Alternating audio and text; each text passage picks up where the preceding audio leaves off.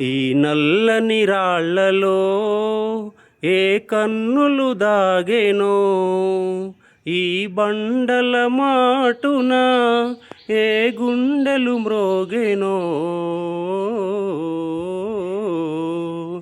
జీవమున్న మనిషి కన్నా శిలలే నయమనిపించును.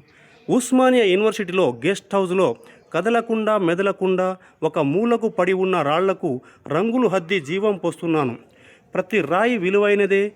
ప్రతి రాయిలో ఎన్నో రూపాలు దాగి ఉన్నాయి. ప్రకృతిలో కొన్ని వన్యప్రాణులు మరియు పక్షులు అంతరించిపోయినాయి. మరికొన్ని పక్షులు వన్యప్రాణులు అంతరించిపోవడానికి సిద్ధంగా ఉన్నాయి. వన్యప్రాణులను కాపాడుకుందాము, ప్రకృతిని రక్షించుకుందాము.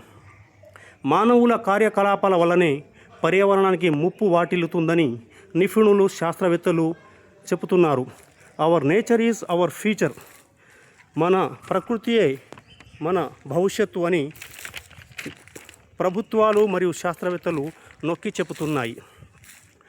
రాళ్లతో మాట్లాడతా, రాళ్లతో స్నేహం చేస్తా, రాళ్లను ప్రేమిస్తాను, రాళ్లను రంగులతో స్నానం చేపిస్తా, రాళ్లను కుంచెపట్టి తల దువ్వుతాను, రాళ్లను పక్షులుగా మారుస్తాను, రాళ్లను మనుషులుగా మారుస్తాను, రాళ్లను దేవునిగా మారుస్తాను, రాళ్లతో మాట్లాడతాను, ప్రకృతిని మార్చేస్తా, అద్భుతమైన ప్రపంచాన్ని సృష్టిస్తాను.